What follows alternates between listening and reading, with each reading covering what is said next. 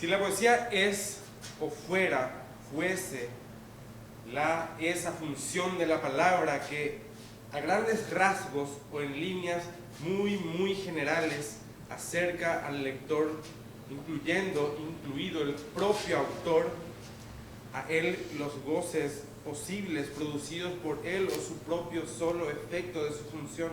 O sea, otra vez la misma palabra, poesía sería todo eso mismo, y mezclada la materia, sustancia propia, indispensable del error equívoco, equivocación significante y conceptual.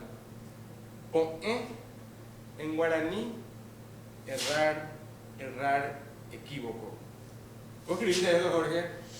Sí, yo escribí. Excelente. Bienvenido, Jorge. Bienvenidos también a ustedes que están en sus casas al segundo bloque de Está Todo Cocinado con un invitado especialísimo para la casa. Me puedo sacar el tapabocas, verás, 2,5 metros de años luz de distancia.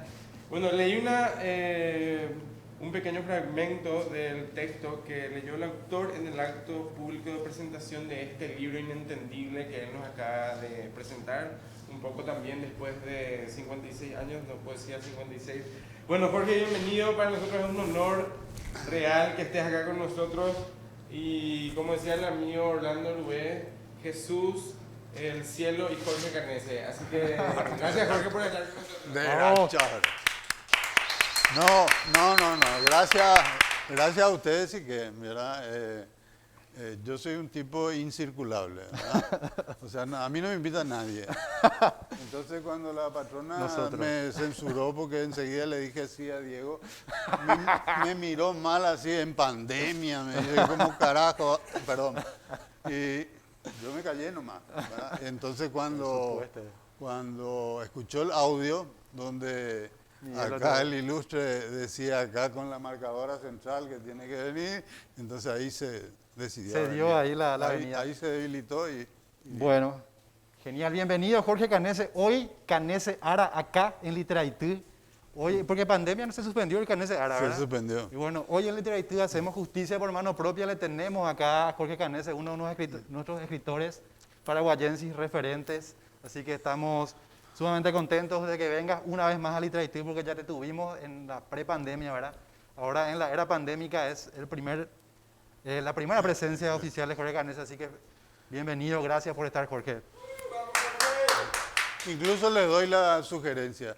Douglas Diegues dice que está haciendo un ladrillo de mi obra incompleta, ¿verdad? Y está mezclando los libros y yo le sugerí que lo hiciera en forma inversa. Tengo un libro todavía impublicado que se llama Tupinambá, que le di la copia a él. Entonces le sugerí y él lo tomó como propio empezar de adelante para atrás. Entonces esta podría ser la primera entrevista que se podría incluir también en ese libraco, si es que el tal Douglas llega a realizar. Yo creo que sí, con Editora de los Bures. Le mandamos un saludo a Douglas porque de hecho que le invitamos para que nos envíe un videíto también para incluir a las ¿cómo se llama? Cuareternas del tiempo. Tenemos un segmento también que recibimos materiales de toda la galaxia, ¿verdad? Todos los poetas de la galaxia nos envían cosas, rarezas, y Douglas está invitado ahí, creo que nos va a enviar en estos días. Carnese, querido. Sí. Hoy queremos bautizarle a este macerado de caña con canela, con cáscara de naranja. Hoy en tu presencia queremos invitarte a que pruebes y oficialmente bautizarle como Cañese. Espero que sea de tu agrado y... Sí, vamos a probar primero, Si vos nos has visto bueno.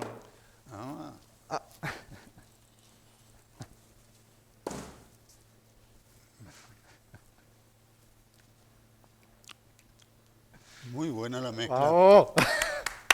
¡Vamos! No, y no tiene azúcar, ¿verdad? No, por supuesto que no. Y le da un sabor dulzón, yo creo que la cáscara naranja, ¿verdad? Así es. Es un mixturado, así como tu poesía misma, ¿verdad? Riquísimo. Bueno, bravo, Jorge.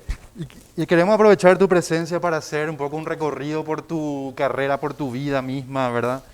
Y bueno, empezar sabiendo un poco de vos. Sabemos que naciste en el 47, ¿verdad? Un año bastante turbulento casualmente. En realidad yo nací en medio del tiroteo. porque la casa de mi abuelo, que es donde nací porque no se podía ir al sanatorio, en el 47, en agosto, ¿verdad? Estaba la marinería, se llamaba la marina, ¿verdad? La marinería estaba con los sublevados. Entonces estaba peleando con los colorados que estaban ganando en Asunción, ¿verdad? Entonces en medio de ese tiroteo mi papá no me pudo llevar a mi mamá a ningún sanatorio y nací en la casa.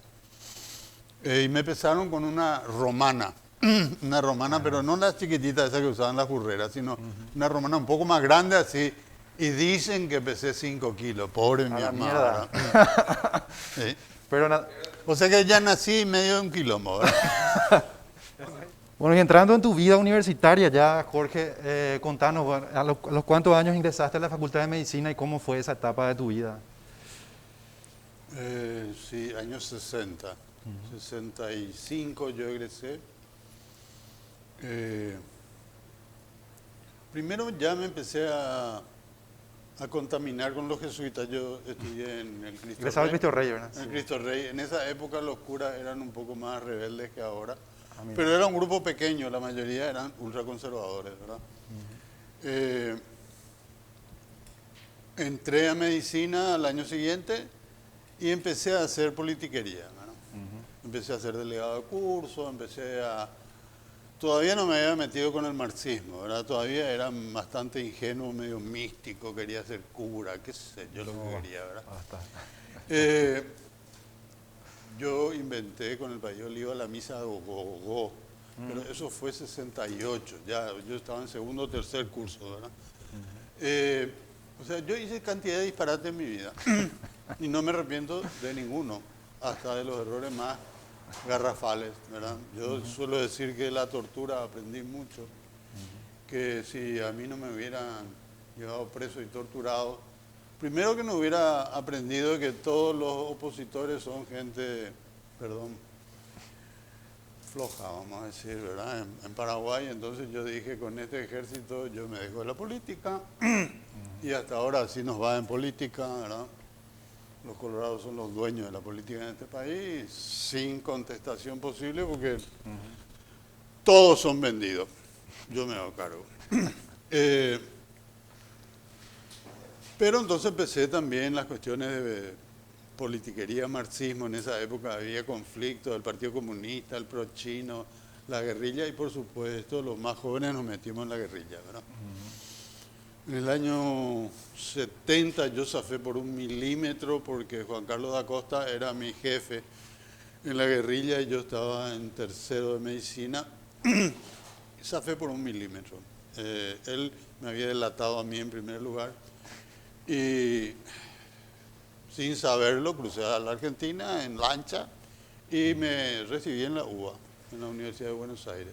Yo era mejor alumno acá. Yo siempre fui un pesado, un nerd completo, ¿verdad? Y así fue como fui cayendo en determinado tipo de excesos, ¿verdad? Pero también, cuando Juan Carlos Acosta salió de la tortura y fue a visitarme en mi departamento en Buenos Aires, lo saqué a patada. Rayado. Porque había delatado. Claro, y ahora o sea, para muchos es un héroe, ¿verdad? Y muchos de mis otros amigos de la guerrilla, es decir, les tengo afecto, ¿verdad? Pero gente que fueron asesores acá de algunas... No, hombre, es mejor no hablar de ese tipo de cosas. En el 77 estuve preso. Porque... Ahí volviste al país, ¿verdad? Volví al país. Ese año. No, en ese entonces era simpático. Este país tenía 1,5 millones de habitantes, ¿vos? Y entonces era cuestión de pedirle, yo estaba casado con una mujer de la JAI, entonces era cuestión de pedirle nomás a través de Nino Bo a Montanaro y Montanaro Stroner directo, ¿verdad? Que me iba a portar bien, que me iba a portar bien, que me iba a portar bien. Yo prometí que me iba a portar bien, ¿verdad? Entonces a la semana yo estaba en Asunción. Ah, mira. De ser interdicto a muerte, a la semana estaba en Asunción. Y por supuesto me porté mal. Esa fue la época de criterio, Jorge. Esa fue la época de criterio, o sea, 77, 78, ¿verdad? Yo me había metido, yo ya no creía en el movimiento estudiantil, entonces me había metido en la parte cultural ya. Y sin embargo, como cayeron mi amigo el cardiólogo Pombogado y toda una serie de gente del movimiento independiente, como que parecía que yo era el más chuchoide, qué sé yo, no sé cuánto, entonces para no joderle guau, a otro me delató a mí en primer lugar. Entonces me tocó la tortura, ¿verdad? Y claro, obviamente pileta, agua no me dieron electricidad, ¿verdad? Pero digamos, una buena sesión de 3 horas por nada. Acá en el vecindario fue eso. No, fue en investigaciones, Ah, frente al investigación. municipal. Ujú. 3 horas por nada de ahogamiento, pero uno era joven, yo tenía 30 años, ¿verdad? Y sí, sentí la muerte bien cerca, ¿verdad? O sea, me sacaban y me metían, sacaban, me metían. Así cuando estaba demasiado ahogado, sacaban, me metían. Me acuerdo un policía bueno, siempre ahí había el bueno y el malo. Cuando salí, terminé con un tembleque así espectacular, ¿verdad? De tanta tensión, supongo yo, psicofísica, ¿verdad?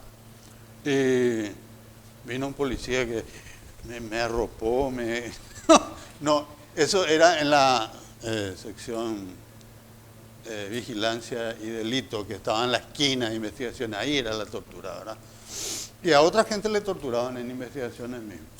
Me volví a portar mal y me enviaron a emboscada. Ahí ya directo. Fui a emboscada, me hice de médico, me volví a portar mal, hablaba con los bolches, con los guerrilleros, con todo el mundo y eso estaba prohibido. Y mi amigo el policía me delató y un 23 de diciembre me dijeron, usted sale en libertad.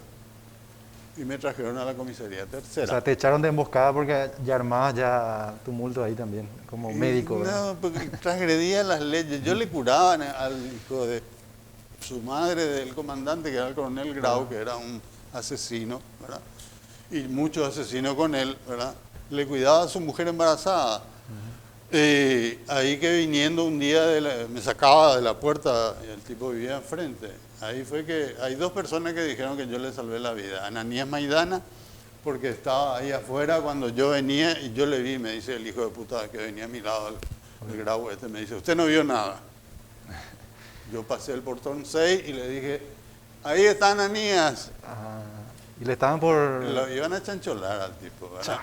Lo iban a chancholar. Y al otro que le salvé, dice, ese vive Almado, ¿verdad? Esa es la parte politiquera que es la... Gracias a esa politiquería desquiciada me dediqué a la poesía.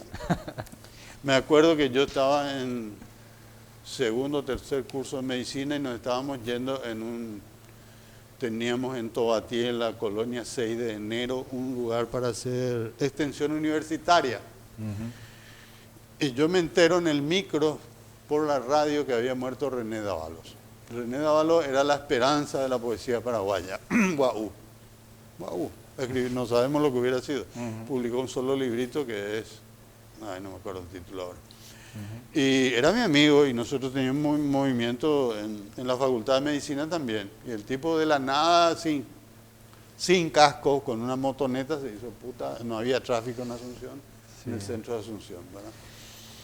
No, ese fue un toque así como para que, bueno, la porquería de la política. Yo no sabía nada de poesía, ni a mi papá y mi gente le odiaban la literatura. La poesía en especial fue odiada en mi casa, ¿verdad? Entonces, como a propósito, me propuse empezar por ahí. Para hacerle la contra a tu papá. Hacer la contra a todo el mundo. Por eso entré en Criterio, ¿verdad? Y yo fui uno de los artífices de esa segunda etapa de Criterio. Y ahí empecé a publicar. Y ahí estaba con Emilio Pérez Chávez y compañía. Con Emilio Pérez Chávez, con José Nicolás Morínigo, con... ¿quién más estaba? Basilio Bogado Ondra. Y unos cuantos más, sí. Estábamos en Juan Manuel Marcos, el actual rector de la Uninorte, ¿verdad? Estábamos entre 7 y 8, sacando la segunda época de Criterio y supuestamente eso fue lo que nos llevó también a la cárcel esa vez, ¿verdad? Ajá. O sea que era una revista subversiva y qué sé yo, y te cuento chino, ¿verdad? Claro. Jorge, y después de, bueno, de esa época de Criterio, empieza, digamos, ya tu época más abocada a la poesía. Y bueno, ¿cuándo llega tu primer libro que es más poesía? Más poesía en esa época, en el Ateneo Paraguayo acá cerca. acá cerquita. Ahí se presentó. Ahí se presentó Rudy Torga, presentó y cantaron juglar. Juglar. Yo inventé el hecho de que haya farra en las presentaciones del libro. Porque antes de las presentaciones del libro no existían, no eran en seco, ¿verdad? Claro. Y entonces Juglares, me acuerdo, cantó y Rudy Torga presentó el libro, ¿verdad? Yo era amigo de la gente de izquierda, obviamente. Elvis Romero fue el que después consiguió que se publique Paloma Blanca en Buenos Aires.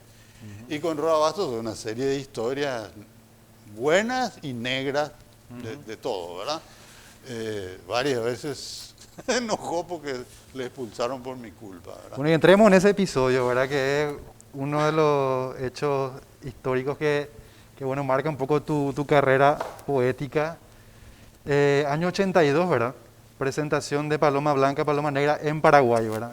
Ya se había presentado en Buenos Aires y... Sexta Feria del Libro de Buenos Aires. La feria era chiquita, era en la rural, en Buenos Aires, presentamos ahí.